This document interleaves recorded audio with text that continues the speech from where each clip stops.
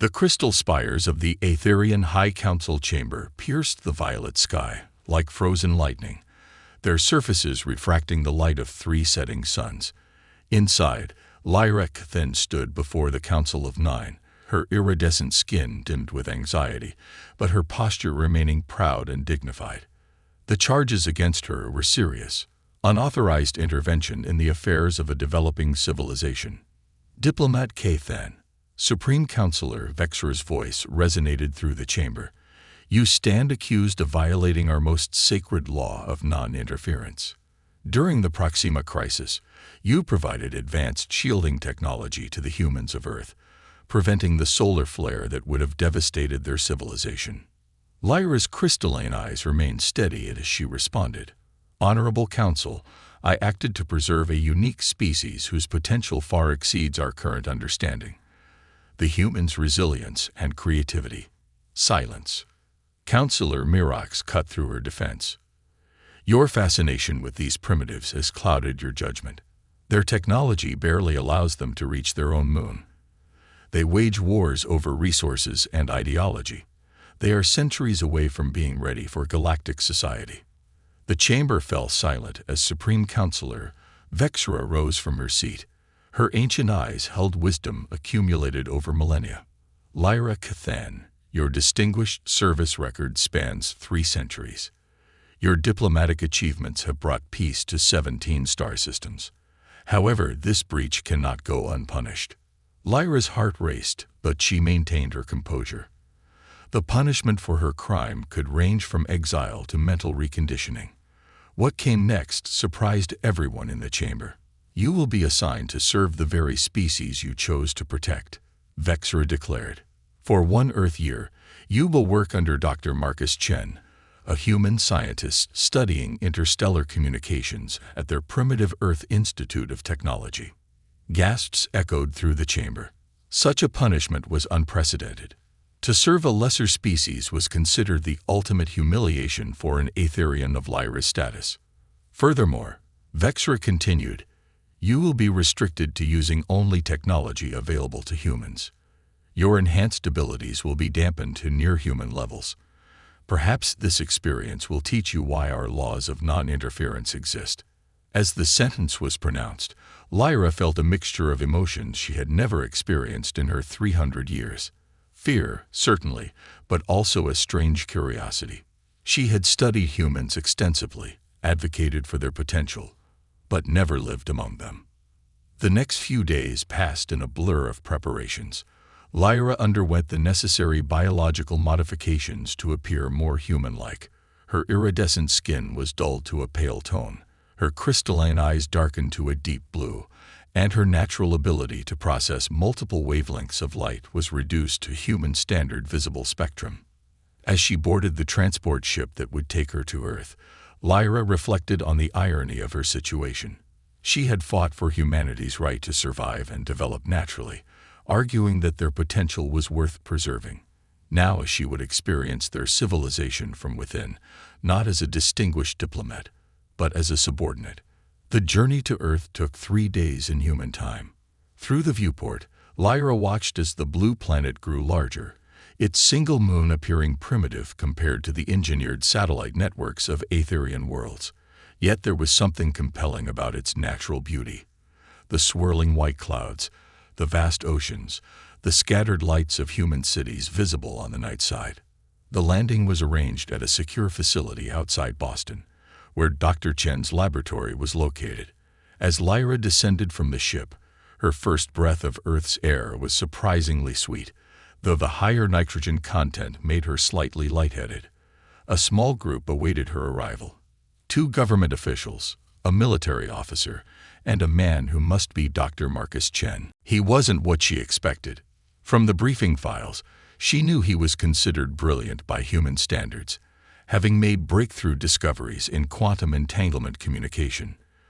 But the files hadn't captured the intensity of his dark eyes, the slight smile that seemed to hint at private amusement, or the way he studied her with open curiosity, rather than the fear or hostility she had anticipated. "Welcome to Earth, Miss Kathan," he said, stepping forward. His voice was warm, with none of the commanding tone she had braced herself for. "I hope you'll find our primitive facilities adequate for your stay." Was that humor in his voice? Lyra wasn't sure how to respond. Her extensive diplomatic training hadn't prepared her for being on this end of the power dynamic. "Dr. Chen," she acknowledged with a slight bow, the gesture feeling strange without her ceremonial robes. "I look forward to assisting in your research." "Just Marcus, please," he replied. "We're going to be working closely together. No need for formality." He turned to lead her toward a waiting vehicle. "I know this situation isn't what either of us would have chosen, but I hope we can make the best of it. Your insights into quantum mechanics, even limited by our technology level, could be invaluable." As they drove toward the institute, Lyra watched the human city pass by outside the window. The architecture was chaotic, a mix of styles and periods that would never be tolerated on an Aetherian world. Yet there was a vibrancy to it, an energy that spoke of constant growth and change. "Your punishment is actually a gift to us," Marcus said quietly, breaking into her thoughts. "Even if you can't share advanced technology, your perspective alone could help us solve problems we haven't even recognized yet." Lyra turned to study his profile as he drove. "You're not what I expected, Dr. Chen." "Marcus," she corrected herself. He glanced at her with that slight smile again. "Let me guess. You expected a primitive who would treat you like property. We may be behind you technologically, but we've learned a few things about dignity and mutual respect along the way." For the first time since her sentence was pronounced, Lyra felt something unexpected. Hope.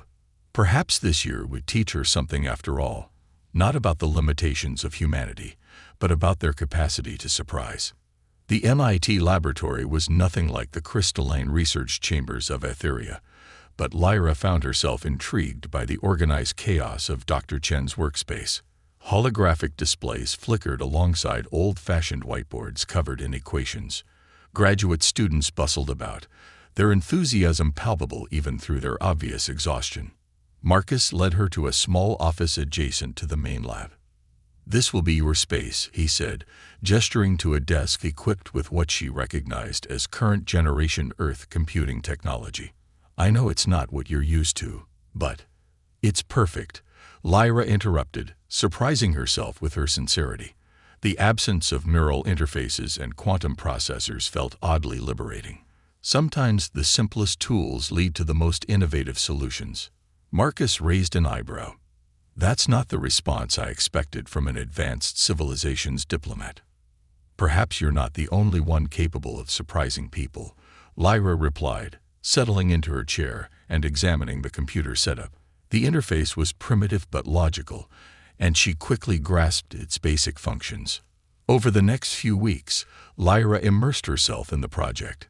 Marcus's team was working on developing more efficient quantum entanglement communications, something that even the Aetherians still found challenging. Their approach was different from anything she had encountered before, less elegant than Aetherian methods, but remarkably creative.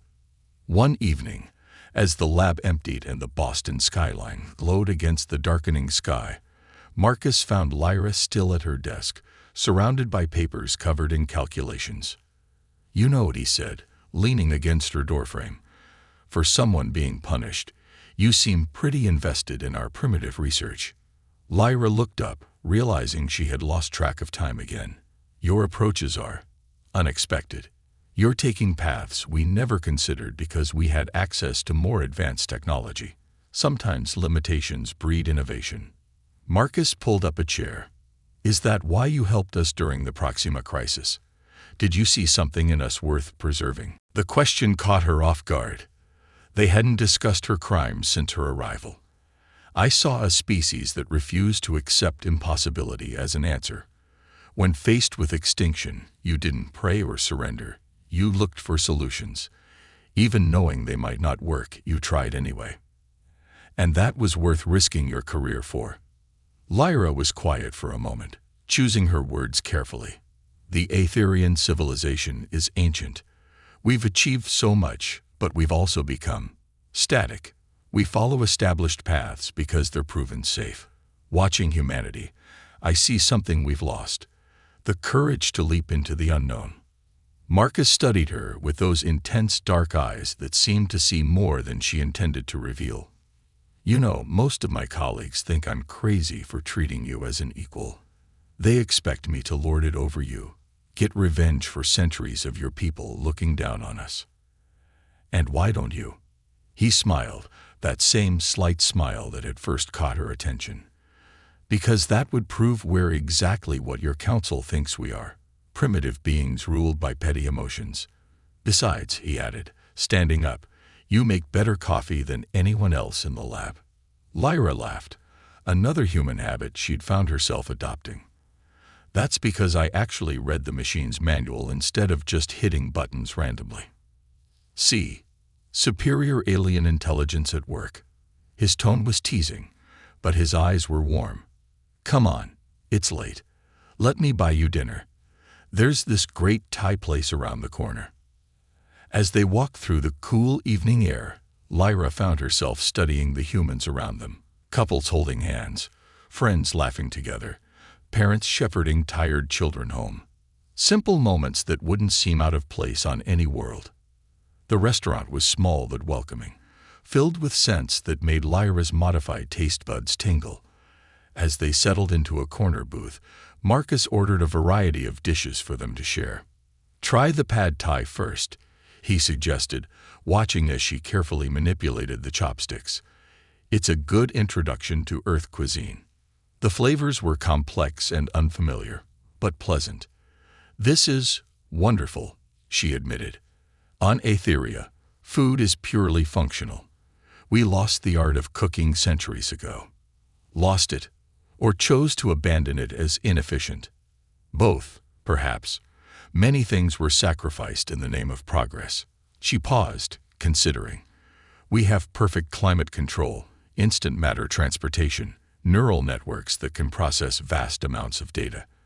But we don't have restaurants where strangers sit together and share meals. We don't have music that makes people dance in the streets. We don't have art that exists purely to make people feel. Marcus leaned forward, his expression thoughtful. You know what I think? I think that's why you really helped us. Not because of our potential for scientific achievement, but because you saw something in our messiness, our inefficiency, our chaos that spoke to a part of you that your civilization has tried to engineer away. Lyra felt something shift inside her, a realization she wasn't quite ready to face. Perhaps, she said softly, my punishment isn't what I thought it would be. Later that night, in her small apartment provided by the Institute, Lyra sat by the window watching the city lights. Her quantum communicator, the one piece of advanced technology she was allowed to keep, sat unused on her desk. She was supposed to send regular reports to the council about her rehabilitation, but lately she had found herself with less and less to say. How could she explain that what was meant to humble her was instead opening her eyes? How could she tell them that the humans' primitive technology was teaching her more about innovation than centuries of advanced education? How could she admit that she was beginning to understand not just why she had chosen to help humanity, but why she might make the same choice again? The next morning, she arrived at the lab early, bringing coffee for the entire team, made precisely to each person's preferences, just as the manual specified. Marcus was already there, his desk covered in new calculations. I had an idea last night, he said without looking up. What if we're approaching quantum entanglement all wrong? Instead of trying to control it, what if we work with its natural tendencies? Lyra set his coffee down and pulled up a chair. Tell me more. As he explained his theory, she felt that shift inside her grow stronger. This, she realized, was what her people had forgotten. The joy of discovery, the thrill of venturing into unknown territory, the simple pleasure of two minds working together to understand the universe's mysteries. And if that realization made her punishment feel more like a privilege, well, perhaps that was the greatest discovery of all. The breakthrough came on a rainy Tuesday in October, 3 months into Lyra's punishment. She was reviewing Marcus's latest equations when something clicked. A pattern she hadn't seen before, hidden in the seemingly chaotic data. "Marcus," she called out, her voice trembling with excitement. "Look at this." He was at her side in moments, leaning over her shoulder to study the screen.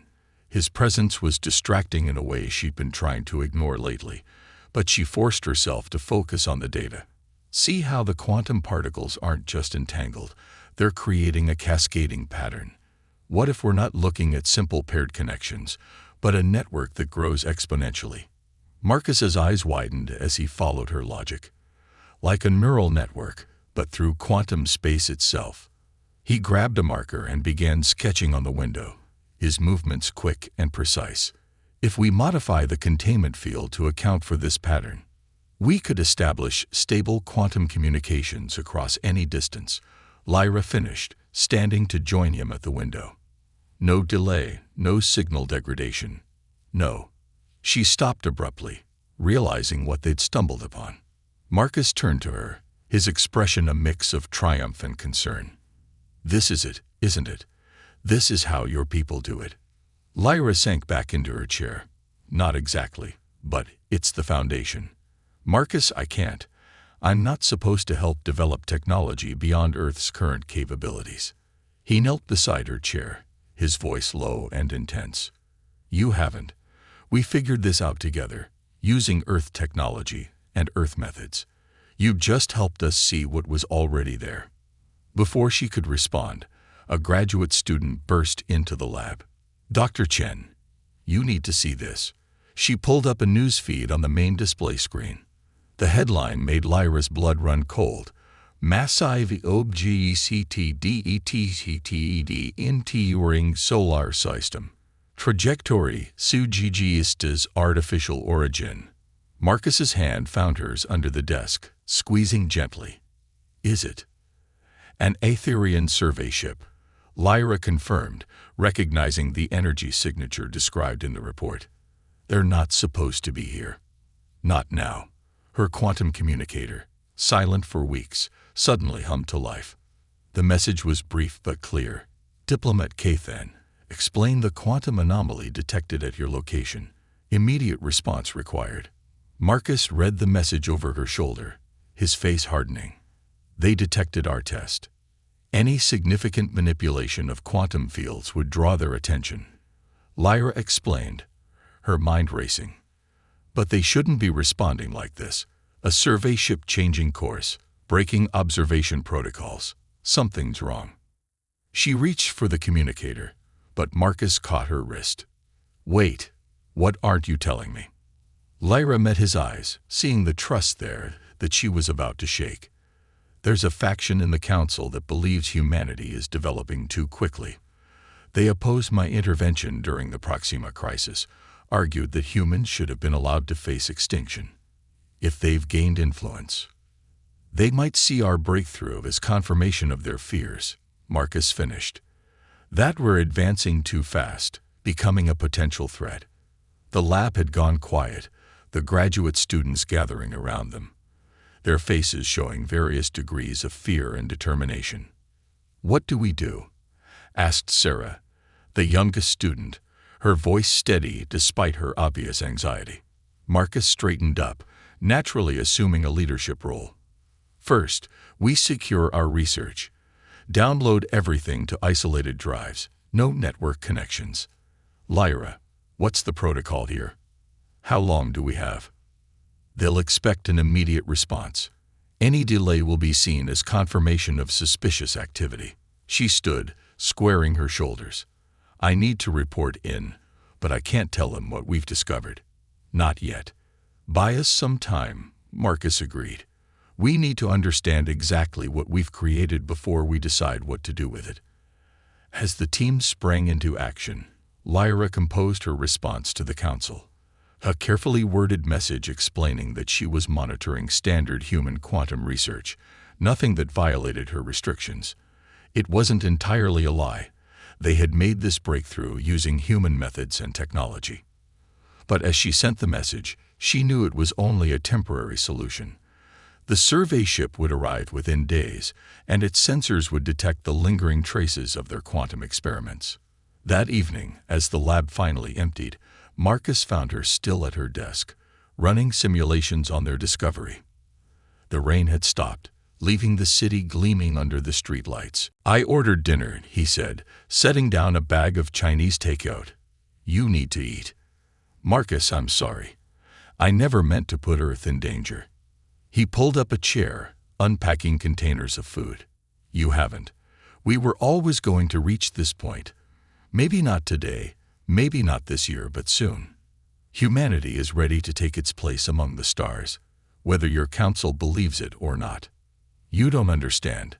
The faction I mentioned, they'll use this to argue for direct intervention. They'll say Earth needs to be contained, controlled. Then we'll prove them wrong." He handed her a pair of chopsticks. "We'll show them that humanity can handle this responsibility, that we can develop this technology safely, ethically." Lyra picked at her low mien, her appetite gone. "How can you be so calm about this?" "Because I trust you," he said simply, "and because I've seen how you've changed since you came here. You understand us now, not just as an abstract species to be studied, but as people. You won't let them hurt us." The conviction in his voice made her chest tight. He was right. She had changed. The woman who arrived on Earth 4 months ago, bristling with wounded pride and barely concealed disdain, was gone. In her place was someone who saw the beauty in humanity's chaos, the strength in their determination to grow despite their limitations. "We have 3 days before the survey ship arrives," she said finally. "We need to understand exactly how our discovery works, document everything properly, show them that this was a natural development, not outside interference." Marcus nodded, then grinned suddenly. "You said our discovery. Not human technology, not your knowledge. Ours." Lyra felt warmth spread through her chest. "Yes, I suppose I did. Then that's what we'll show them. That humans and Aetherians can work together, learn from each other.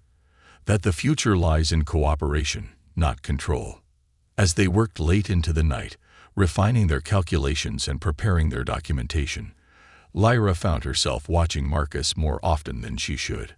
The intensity of his focus, the quick smile when he solved a problem, the gentle way he guided his students through difficult concepts. She was seeing him with new eyes. And if her punishment had led her to this moment, to this understanding of what humanity truly offered to the galaxy, perhaps the Council had achieved their goal after all, just not in the way they had intended. The Aetherian survey ship arrived exactly when Lyra predicted, its massive form appearing in Earth's orbit like a silver needle threading through space.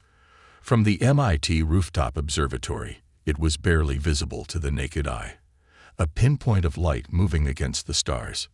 "Beautiful, isn't it?" Lyra said softly, adjusting the telescope. "A Horizon-class research vessel. State-of-the-art, 3 centuries ago." Marcus stood close behind her, his warmth evident even in the cool night air. "Old enough to be obsolete by your standards, but advanced enough to intimidate us primitives." "Marcus." She turned to face him, finding his face closer than expected. "That's not." "I know," he interrupted gently. "I'm sorry. The military's been breathing down my neck all day, demanding answers I can't give them. The Pentagon's tracking 5 different weapons platforms that just happened to sync their orbits with our visitor." Lyra's heart sank. They're preparing for a fight they can't win. Even an obsolete survey ship cold. Her quantum communicator chirped, cutting her off. The message was brief. "Inspection team arriving at your location in 1 hour. Prepare all research materials for review." Marcus read the message and straightened his shoulders. "Well, that's faster than we expected. I'll call the team." Within 30 minutes, the lab was humming with activity. Their research was meticulously organized, every discovery documented and cross-referenced. They had prepared for this, but the reality of facing an Aetherian inspection team was setting everyone on edge. "Remember," Lyra addressed the gathered team, "they're here to verify my compliance with the terms of my punishment. Focus on the methods we used, the natural progression of the research." This was human innovation, guided by human curiosity. Sarah raised her hand. But what if they ask about the quantum network theory? That's beyond anything that's been published in peer-reviewed journals. Then we show them our work, Marcus answered firmly. Every false start, every failed experiment, every breakthrough. We prove this came from us.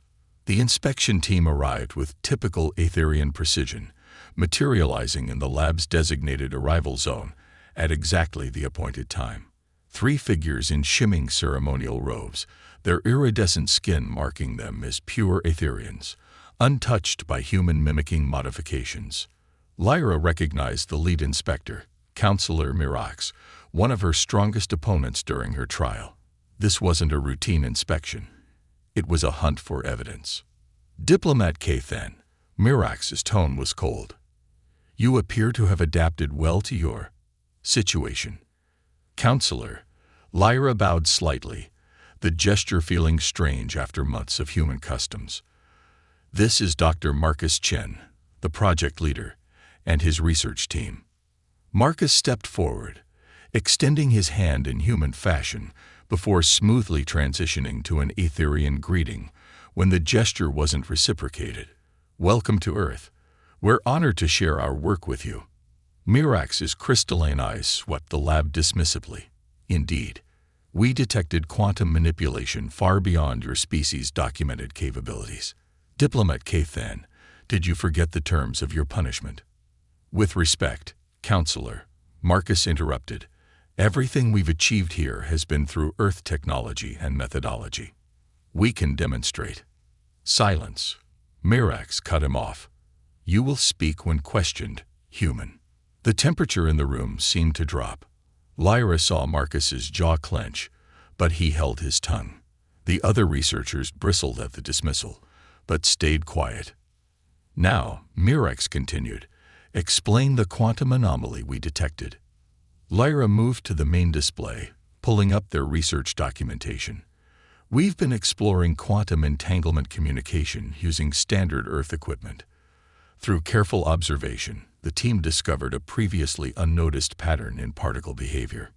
She walked them through the progression of their research, emphasizing the human elements, the late-night brainstorming sessions, the failed experiments, the gradual understanding that led to their breakthrough. Marcus and his team added technical details when asked, their expertise evident in every response. But Mirax's expression grew darker with each explanation. This level of advancement should have taken decades, not months. The implications are clear. You have violated your restrictions, Diplomat Kithen. That's not true, Marcus protested. We can prove. We have seen enough. Mirax raised a hand, and one of her companions produced a device Lyra recognized with horror. A data extractor. We will examine your systems directly. Wait. Lyra stepped between them and the lab's computers. You have no authority, To. I have every authority. Mirax's voice was triumphant. Your interference has accelerated human development beyond acceptable parameters. The Council will need to reconsider humanity's status. What does that mean? Sarah asked, fear creeping into her voice. It means, Mirax said coldly, that humanity has proven too volatile to be left unchecked. Your development will be guided, for your own protection, of course. The implications hit Lyra like a physical blow. This was what she had feared. The justification for direct intervention, for stripping humanity of its independence. But before she could respond, Marcus stepped forward. His voice was calm, but there was steel beneath it. No. Mirax turned to him, genuinely surprised by the defiance. Excuse me? I said no. You don't get to come here and threaten to subjugate our entire species because we're learning too quickly for your comfort. He gestured to the lab, to his team. Look around you. Everything here was achieved through human innovation, human dedication. Yes, Lyra helped us see things differently, challenged us to think in new ways. But isn't that exactly what contact between civilizations should do? The lab had gone completely silent. Even Mirax's companions seemed taken aback by this display of human audacity. You dare? Mirax began, but Marcus wasn't finished. "I do dare. Because while you've been watching us, judging us, assuming you know what's best for us, we've been watching you too. And you know what we've learned. You're afraid. Not of our weapons or our technology, but of our potential. Of what we might become if you don't control us." Lyra found herself moving to stand beside him, her decision made. "He's right, counselor. I've lived among them, worked with them, learned from them. They're ready for more than you realize." Mirax's eyes narrowed. "Your judgment is compromised, Diplomat Kithen, perhaps by more than professional admiration." Her gaze flickered between Lyra and Marcus, noting their proximity. Lyra felt Marcus tense beside her but kept her focus on Mirax. "My judgment is clearer than it's ever been. The Council sent me here to learn humility, to understand why our laws exist. Instead, I learned that those laws need to change. This will be reported," Mirax warned. "The Council will." "Will what?" Marcus challenged. "Punish us for learning, for growing. Go ahead. Report us. But remember this, we achieved this breakthrough using technology you consider primitive, with resources you consider inadequate. Imagine what we could accomplish as allies instead of subjects." The tension in the room was electric. For a moment, Lyra thought Mirax would order her companions to seize their research by force. Instead, the counselor's expression shifted to something more calculating. "You will submit all research data for review," she said finally. "The Council will determine appropriate action. Until then, Diplomat Kithen's punishment period continues." She turned to leave, then paused. "Be aware that any further advancement in quantum communication will be considered a direct violation of non-interference protocols." After the inspection team departed, the lab erupted in nervous conversation. But Lyra barely heard it. She was looking at Marcus, seeing him with complete clarity for the first time. He had stood up to one of the most powerful beings in the galaxy, not with weapons or threats, but with truth and dignity. He had defended not just his work, but humanity's right to grow, to learn, to reach for the stars in their own way. And in doing so, he had taught her the most important lesson of all. The weeks following the inspection passed in tense anticipation. The survey ship remained in orbit, a constant reminder of the sword hanging over their heads. But life in the lab continued, albeit under careful observation. They focused on less controversial projects, though Lyra knew their quantum communication breakthrough couldn't be undiscovered. It was a quiet Sunday morning when everything changed. Lyra was alone in the lab, reviewing old data, when her quantum communicator activated with an urgent message. Full council session convened. Your presence required immediately. Prepare for transport. Her heart raced as she sent a quick message to Marcus. Before she could even stand from her desk, the familiar tingle of molecular transportation began to wash over her. The council chamber was exactly as she remembered it, though this time it was filled to capacity. Representatives from every major Etherian colony world were present, their crystalline eyes all fixed on her as she materialized in the center of the floor. "Supreme Counselor," Vexra's voice rang out. "Diplomat Kithen, you stand before us once again. But today we face a greater question than your individual actions. We must decide humanity's future." The chamber erupted in murmurs. Lyra stood straight, her time on Earth having taught her a different kind of dignity than the one she'd worn before. "If I may speak," she requested. "You may," Vexra granted. "But first, observe." The central hologram activated, showing scenes from Earth. But these weren't the usual surveillance feeds of human conflict and struggle. Instead, they showed the aftermath of her punishment, the quiet moments in the lab, the collaborative breakthroughs, the way humans and their single Etherian visitor had worked together in harmony.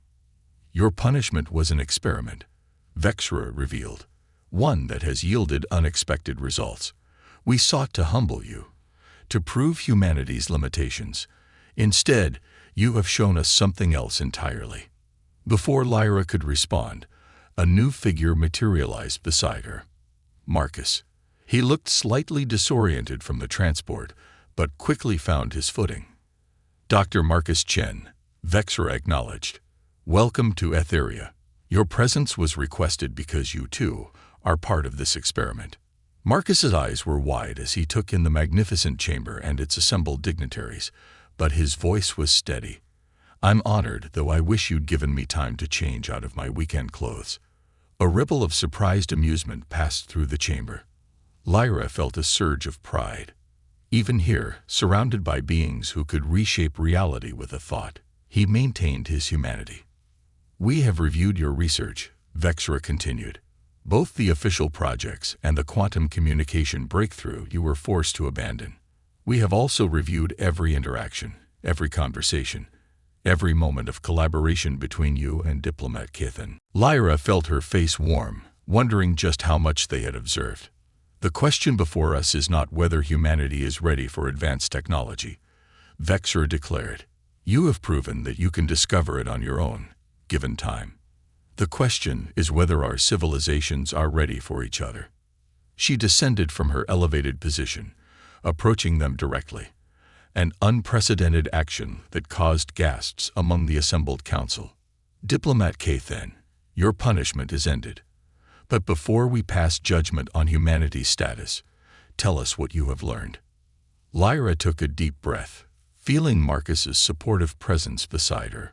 I learned that I was right to save humanity during the Proxima crisis, but for reasons I didn't understand then. I thought I was preserving potential, protecting a species that might one day join us among the stars. But now I know that humanity has something far more valuable to offer, something we Aetherians have lost. And what is that?